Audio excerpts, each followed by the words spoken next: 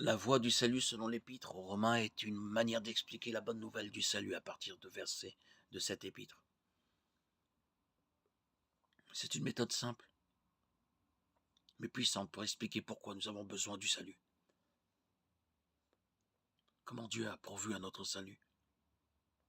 Comment recevoir le salut. Et quelles en sont les conséquences. Le premier verset sur la voie du salut est Romains 3, 23. Tous sont péchés, sont privés de la gloire de Dieu. Nous avons tous péché, fait des choses désagréables à Dieu.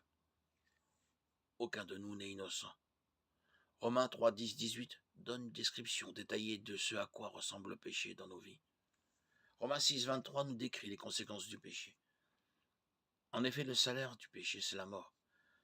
Mais le don gratuit de Dieu, c'est la vie éternelle en Jésus-Christ, notre Seigneur. La punition que nous méritons pour notre péché, c'est la mort. Pas seulement la mort physique, mais une mort éternelle. Le troisième verset commence là où s'arrête Romains 6, 23. Mais le don gratuit de Dieu, c'est la vie éternelle en Jésus-Christ, notre Seigneur. Romains 5, 8 déclare « Mais voici comment Dieu prouve son amour envers nous. Alors que nous étions encore des pécheurs, Christ est mort pour nous.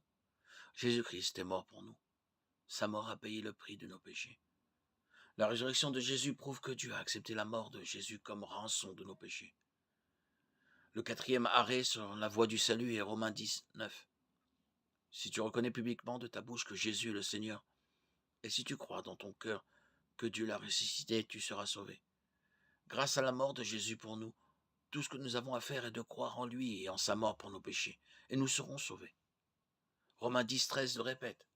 En effet, toute personne qui fera appel au nom du Seigneur sera sauvée. Jésus est mort pour payer le prix de nos péchés, et nous sauver d'une mort éternelle. Le salut, le pardon des péchés est disponible pour tous ceux qui croient en Jésus-Christ comme étant leur sauveur et Seigneur. La dernière étape de la voie du salut parle des conséquences du salut. Romains 5, 1 contient ce merveilleux message. Ainsi donc, déclaré juste sur la base de la foi, nous avons la paix avec Dieu par l'intermédiaire de notre Seigneur Jésus-Christ. Par Jésus-Christ, nous pouvons avoir une relation de paix avec Dieu. Romains 8, 1 nous enseigne « Il n'y a donc maintenant aucune condamnation pour ceux qui sont en Jésus-Christ.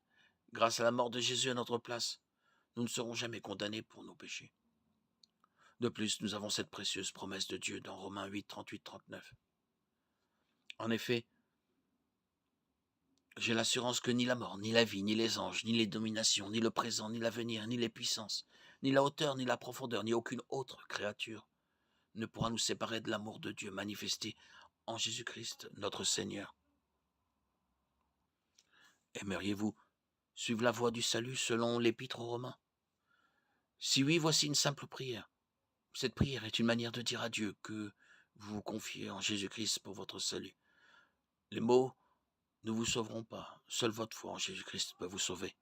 Dieu, je sais que j'ai péché contre toi et que je mérite d'être puni. Mais Jésus-Christ a pris sur lui la punition que je méritais, afin que par ma foi en lui, je puisse être pardonné.